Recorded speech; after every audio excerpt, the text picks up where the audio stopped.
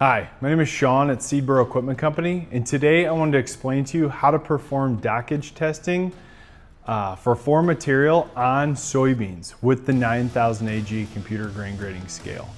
So the first thing you're going to need is a 9000 AG computer grain grading scale. You will need a 8/64 round commercial sieve. This part number is letter I, and then an E bottom catch pan too as well. You will need 2 triangular sample pans to hold your samples too as well. So the first thing you do is take your 8/64 sieve and place it in your bottom catch pan. Then you can take your triangular sample pan and place it on your scale.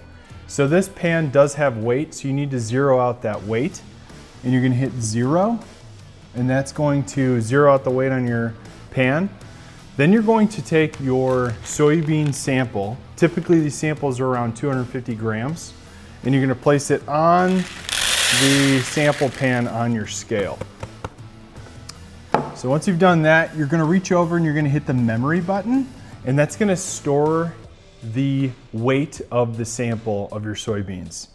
So then remove the soybeans and bring them to your 8/64 sieve, and bring your same pan that you did zero out the weight on back to the 9000 AG scale.